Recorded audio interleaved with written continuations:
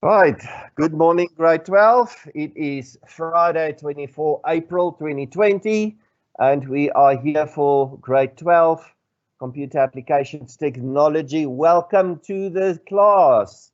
This is Mr. Engelbrecht. I'm your friendly cat teacher, and I'll be telling you something today about the PAT. Just before we start, there is the files for today, is all the files that you require for this lesson is already there at tinyurl.com/Africa-Teen-Geeks. The PAT resources, there's two very great PAT resources, tinyurl, CatPat 2020 and CatPat Phase 2, also at tinyurl. And the reason why I put that computer applications technology there at the bottom is to show you what to look for when you Google computer applications technology so that you get to that particular icon. Right, let's get going. I am not sure if your Q&A is working. I know there's one specific person that's listening in Alberton. Now, if that person in Alberton, that person's mother maybe can just WhatsApp me to tell me if the Q&A is working or not, I would greatly appreciate that. Yes, Tanya, I'm referring to you. Right. What I would like you to do, if you can, please put in again which province you are from and in which room you are located this morning for your class. Inside the house, inside the building where you are you sitting outside? Are you sitting inside? You can just tell me that. But let's get those fingers going on the Q&A if it is actually working. Right, I would love to see what you are telling me. Right, okay, so what are we doing today? We are still focusing on the PAT, but we are focusing on the third part of the PAT, which is the access. And today I'm going to show you something as well around access and how we should answer and how we should deal with the PAT. Mr. Moderator, if there's Q&A coming through, please feel free to share it with us, because I'm also unable to see all your Q&As for this particular type of class today. Right, okay, so first of all, please do this, grade 12. This is an app called YouTube Go. Now, I don't know why, but if you're going to try to search for it in the Play Store, and sorry, iOS users, the Apple users, which is the iPhones and iPads, unfortunately, this is not available for you. If you go and search in the Google Play Store, you won't find it. I'm not sure why. But if you just go and Google it as normal on your mobile device, YouTube Go, you'll get to that. When you tap that, it will take you into the Play Store and where you can go and download it. Why am I asking you to do this? This is a very nice program for you to download your YouTube videos and watch over and over and over again. And one of the resources that's there is a YouTube channel, Computer Applications Technology, where you will find every single thing on the PAT. Phase 2, Phase 3, Phase 1. That when you're inside or close to a Wi-Fi spot, you can download those things and you don't have to re-download, you don't have to revisit them using data. You can just go to this YouTube Go app, you open them and you play them. So once downloaded, they're on your phone. You don't have to go to YouTube every time. Also do this for the Africa-Teen-Geeks one. It's very good and it saves a lot of bandwidth for you at this particular stage. Because as you know, I'm limited in my bandwidth. Yesterday, someone remarked to me that if I had this question in the grade 12 exam, I would have gotten 4 out of 4 because I talked about fair usage policy, which is limiting your bandwidth after a certain stage. I'm talking about throttling, which means bringing down my line speed. Then there was, okay, mine is uncapped, which is going to be the third point, and the fourth point I can't remember. But it all has to do with us in CAT as well. All right, so let's continue with this one, because we might be running out of time again. Right, so two more sites that I'm talking about. The YouTube channel for the Computer Applications Technology, this one here, and the top one, techteachers.co.za resources. There's a whole link there as well. please go to that site. There's a huge amount of stuff on the PAT available. I know your teacher's most likely not there with you, but that's why I'm giving you these links together with this class. This is going to bring everything together with you. Okay, let us quickly go and take a look at what we're doing today. I'm going to move over to my PAT document, which is not on the screen, which is on the screen now.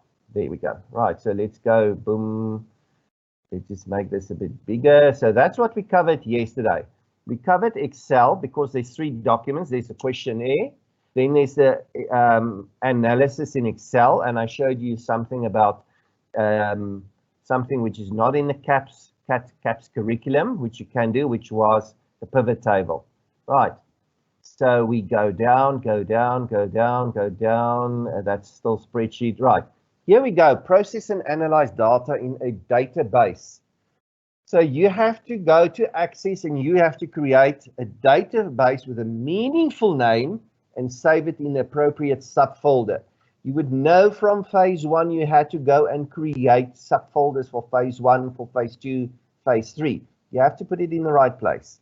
It just makes things. Grade 12, half of your marks lie in presentation. Not only this subject, all the subjects. If you get the instructions right the first time, they're going to look at you favorably and they're going to say, hey, this guy knows what he's doing. You might not know what you're doing, but you can follow the instructions properly. You're gonna have so much little pressure on you, because the first thing, the teacher also has to follow instructions, and they're going to look for something in the first place they want, and if they find it there, they're going to be predisposed. I know it's a human condition to, hey, this guy kind of knows what he's doing. He put it already in the correct place. So I'm going to look at him kind of favorably. Not really, but it just makes the life easier for everyone. All right. Okay, so meaningful name, save it in appropriate subfolder. Okay, create a table and store data relevant to the task. Example, from the survey or other sources you identified in phase 1. Okay. At least one table that must be there, contain at least 5 fields. That is very important. They must have appropriate, meaningful names. This is all just table design. This is what these things are. And make sure all fields contain single data units. Okay, so what do I mean with that one? Let's just go to Access here. And let me just bring up my Access here. Okay, so here is, okay, it looks kind of complicated, but it's not really. I just want to show you some tables with descriptions and that type of thing. So in this table, this is called TBL banned substances. So make sure you get the naming conventions correct. So this is kind of a scenario where there's a gym and they have to look for banned substances with members, that type of thing. When they find them, they can do something, but this is the list of the banned substances. Yes, it's a huge list. There's 39 of them, and they've got a classification, but look what I did. I put in a description field, and I put in a class field. It's either class A, which means you get kicked out, you go to the police, you make a case against them, or B, they only lose their membership, or C, they only get suspended, something like that. So that's what that means. But the fact is, it's 2 different fields. It's not one field. I put them in 2 different fields, the description and the class. Then we've got here TBL members. Now this is very important. Look what I did here. I put their name separate from their surname. Why am I doing this? That's what they mean with the fact that they say single data units. That name is a single data unit. That surname is a single data unit. You need to be able to, if you get a piece of data, you need to be able to split it up and split it up and split it up until it can't split up again. So if someone gives you their name and surname, what can you split? Name to one side, surname to one side. email to one side, gender to one side, date of birth to one side, date joined to one side. You're not going to put all of them in one line. We call it, there's a very nice word for this. It's called atomic. Atomic, if you, those of you that got science would know, atomic is the smallest thing that can't be broken up in science, and that's what we call those data points. It's an atomic data. Okay, so that's what we mean when we say contain single data units. Example, separate fields for name and surname. Okay, let's go on. Use appropriate components or properties to ensure or promote accurate data capturing, where appropriate as follows. So all text fields must be set to appropriate sizes, appropriate meaningful validation rule, and validation text. When you do the validation rule, you have to have the validation text. Meaningful list and combo box, meaningful input mask. So you would go back to this table. I'm going to use this one again. And for this one, this field, because there's repetition, you can add there maybe a default value. You can add the drop-down box for this because, I mean, there's three. There's an A class, there's a B class, or there's a C class. You can add there, where there's repetition. There's repetition in this table, either A, B, or C, A, B, or C, A, B, or C. If there's repetition in this field, then you'd put it in the drop-down. What am I saying? I'm saying here, then a class where it's, where do we get it? Text align, field size, format, input mask. There, you can put in a validation rule. You can put a validation text in it as well. But you can put in, it's because it's short text. You can put in, let's just make it normal text. No, it's not going to give it to us. Just save it. Text format, plain text, rich text. Oh, sorry, lookup. Yeah, it's not showing because I think it's saved as short text or whatever. But here in the lookup, we just put in here another field. There we go. You would put there a list box or a combo box in which you would put the A, a B, or a C. So that's what I'm alerting you to. If there is some form of a repetition in the field, then you can do that where there's A, B, or C, and that's where you're going to do the combo boxes in that. Right. So look out for that particular one. Then let's continue with our plat. I presume that there's not really any Q&A going through. I'm not sure, Mr. Moderator. Can you not at this stage? I'm not sure. All right. Okay, so we go on. So we have to capture, import, or copy at least 20 relevant records in the table. Relevant data is captured, no formatting or errors or inconsistency. Remember what I said in Wednesday's class, 2 classes ago, that when you do your questions, you already split them into which part goes to Excel, which part you would like to go to Access. And where there's repetition in that, especially in text fields, you would rather take them to Access. And then when you do the form, where you do the questionnaire and that, you would put it as drop down or select choice, that type of thing. That's what you would do here. So there's also a very nice video on YouTube. Please go to that YouTube channel. Then provide queries, create 2 queries. We've done that. Last week in Access, we've done the queries. I'm going to show you now the different levels of complexity for the queries. There I'm going to do something nice. If we go on, and yeah, let's take a look at the complexity of the query. Let's just quickly go back to my PowerPoint. Okay, right, so here we go. At least one table, so this is kind of the summary. One table, 5 fields, meaningful names, single data units, like I explained. Right. Okay. Let's go to the properties of the fields. That is down there. Let me show you. Again, if you go back to design view, those are our fields. Here's our properties. It says the field properties of the fields. Okay, so we want to go and change here as well. So they're going to look at the field, then they're going to look at the property of those fields. Okay, sorry, wrong place. Let's just go here. There we go.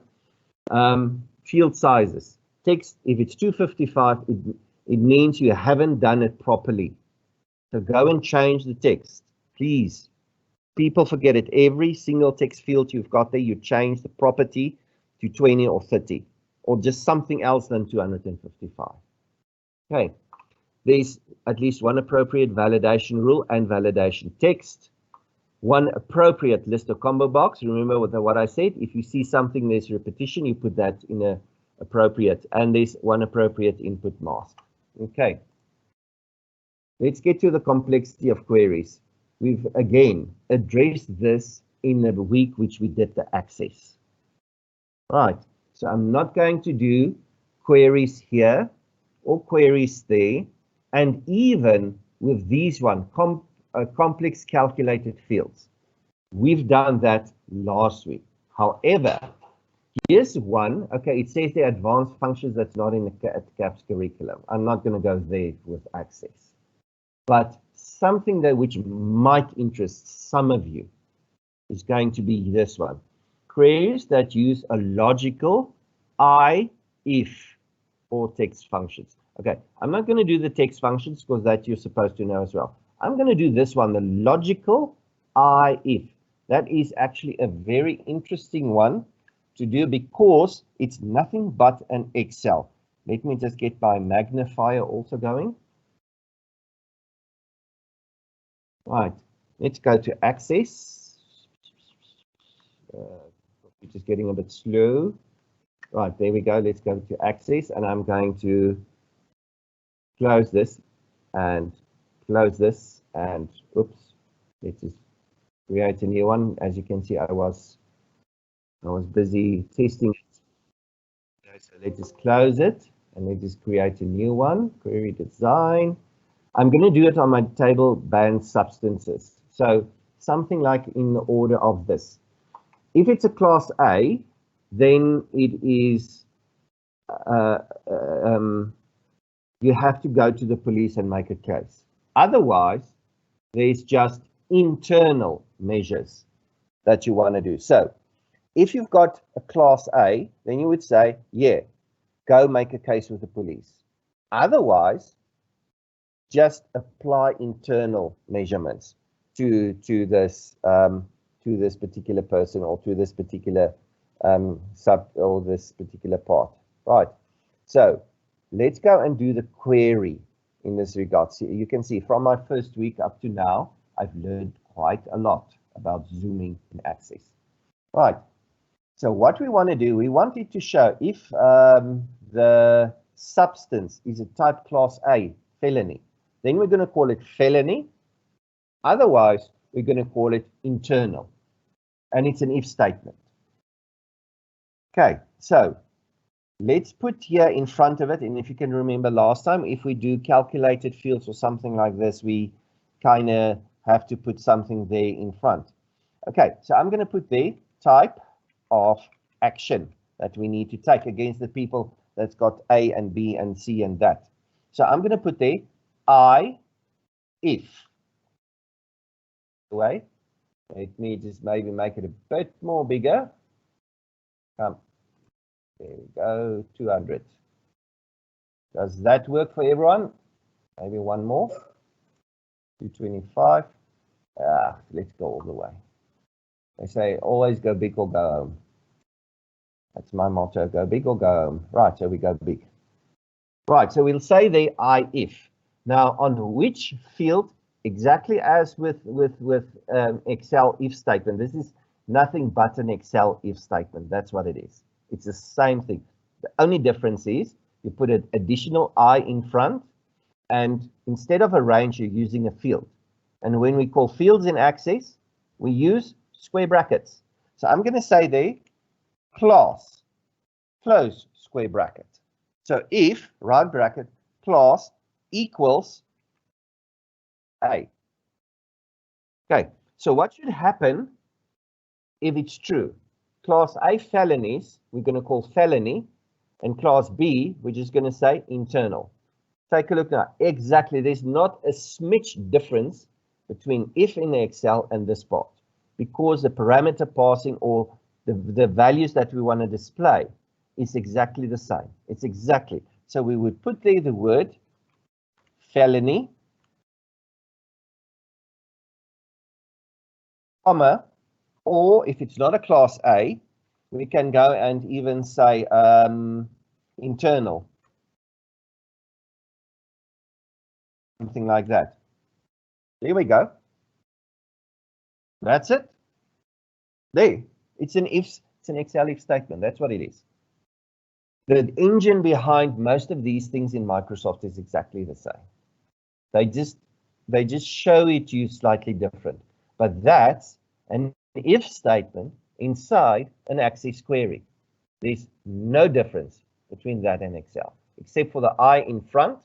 And instead of calling a cell reference, you're calling a field name. Okay, so in the second one, I'm just going to put there the class so that we can see if it's actually going to work. Right, so let's go to view, and there we go. Class A, it gives us the word felony. Class B, it gives us internal. Class C, it gives us internal, and so we go on. Now, some of you would think, hey, this is cool. It is very cool. And this is a fourth point right there. Just right there is a fourth point. That's the point that will make you go from 3 to 4. Because most of you get to 3. Some of you don't get to 4. But this is a nice way to getting to 4. Now, those of you that we worked on Excel, I think 2 weeks ago, yeah, we started with, no, last week.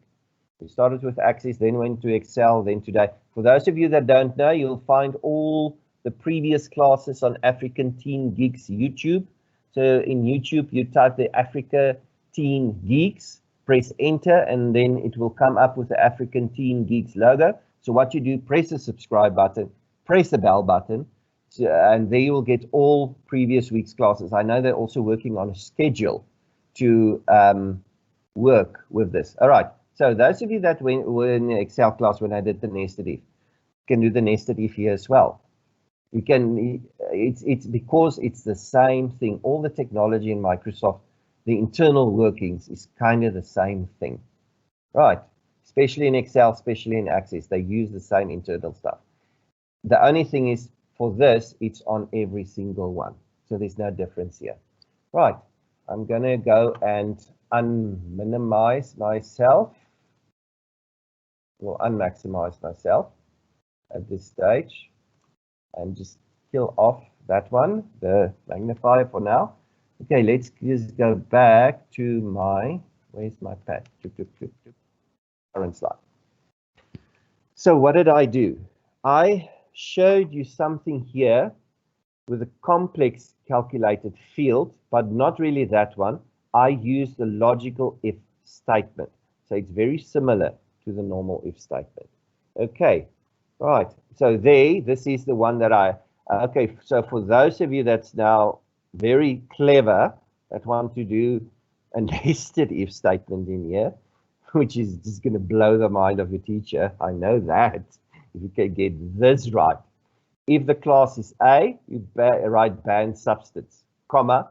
If the class is B, then you write they terminate membership, comma, you either write suspension if you want to do a better classification. And then even on that, you can draw a query. That would really blow people's minds. But that is way advanced. You go back, and here in the criteria, you're going to write there, we only want the people that has the word banned substance there. Whoa, that would put you right over the top. We'd put you in the league of Mr. Haynes. That's MVP for Microsoft. Good day, Mr. Haynes. Just giving you a shout out there. You'd be in that league. Right. Okay. So what do we need to do for access? We need to work at sorting a report on at least one field. So this is the third thing you need to do in access. The first thing would be your table. Make sure in your table that you structure your table well, that you work on the properties of each field, at least 5 fields in the table. Then the queries, you've seen the queries. I've showed you an advanced query that you can have there. And then the report. The report we also covered in a previous lesson here on Digital School. So go look at the previous YouTube to see how to do a report. We did cover sorting in the report. We did do a calculation, at least one meaningful calculation using, and it should say the aggregate function, because those 5 are aggregate functions. If you're not sure what that means, also, I refer you back to a previous lesson where I explained how aggregate functions work. Okay, but from these functions, you need to have at least one calculation. Look at it, report footer, report footer at the end of the report. If you're not sure, go back again. That's where I messed up the forms and the reports. I was showing you the whole time forms instead of reports, but I also told you later that it's actually exactly the same, the behind the scenes. But yeah, report, I don't know. I have to stress it 100 times. I don't know why, because maybe you don't put it there. I don't know. Yeah, you don't put it there. Your report is grouped appropriately on at least one field. Remember I said about those text fields where there's repetition, and we use the text field in an advanced query now. And remember with that text field where there's repetition at the start of the lesson, I told you do the drop down and combo boxes. You see it all works together, because if you've got that where there's the repetition from the questionnaire, do you see how the thread goes? From the questionnaire, you placed a question there which they could select one answer using a select. It's like in your exams where you've got that one question, select the correct answer, A, B, C, or D, that type of question. That's what I'm referring to. Okay, so you've got that in your questionnaire. The person can choose one of 4 things.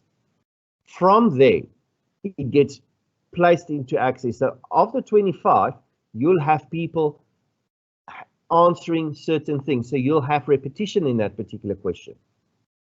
And that question is where you're going to put the drop-down combo box in the design view. And then in the report, you're going to use that same field to group appropriately on at least one field. The important thing is to get through that part of designing your questionnaire properly. And remember what I said on the first lesson in Wednesday is separate your questions into what's going to go to Excel, what's going to go to Access. Right. Last one, report contains at least one meaningful calculation in the group section. Let's just read again. One meaningful calculation. Okay, so that's fine. A meaningful calculation, right? In the group section, group. So where do we get the groups? Oh, yeah, here. Report is grouped appropriately. You can, that's why I'm telling you, download that YouTube app. You can go back 3 minutes in this video and go and look at this where I explained this part again. So you just backspace or just go back in that video, and then you come back forward to this again. One meaningful calculation in the group section. Where do we find the group section? Grouped appropriately. Now this calculation can be a calculation on the group. It doesn't necessarily have to be min, max, sum, average account. It can be anything. It can be A minus B. It can be something in the order of this guy joined this. Let's get back to our database. Let me show you. Let's go to our members. So we can have a calculation here maybe, but it's in going to be in the group footer. Let's say, for example, we split on male and female, the genders, and somehow we do a calculation on the year or something like that, where we just take out the year. So we can say for males, so many were born in 78, so many born in 69, and so forth, and so we go on. So something like that. We group on the gender, and then we do a calculation using one of the fields. That's why you have to have a number field there. That's why you have to have a currency field there, so that you can do the calculations in the group section of the PAT.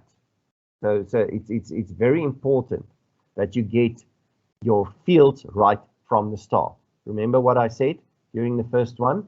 You need to have something in text, Boolean, date, integer, currency.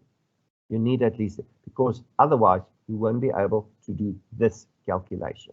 It just takes a bit of planning, but believe me when I tell you, there's going to be enough time to finish off your year.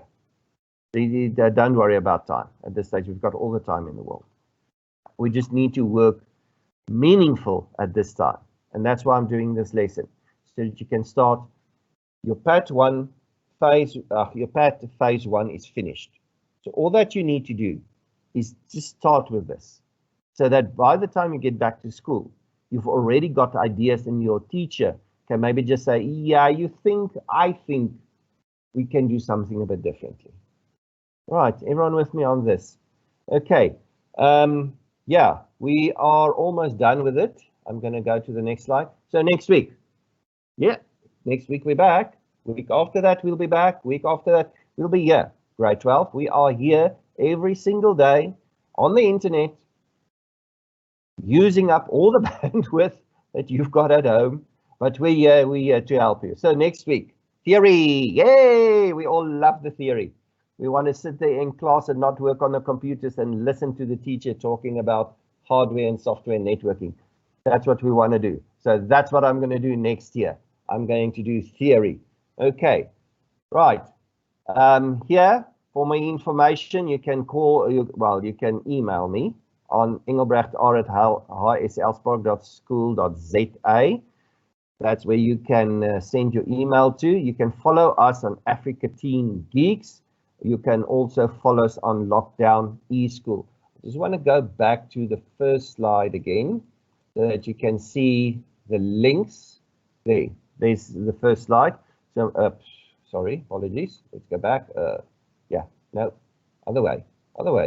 There you go. PowerPoint doesn't listen. Those tinyurl.com/Africa Teen Geeks. That's where you're going to find this presentation and the files that go with it. tinyurl.com/CatPat2020. tinyurl.com/CatPat Phase 2.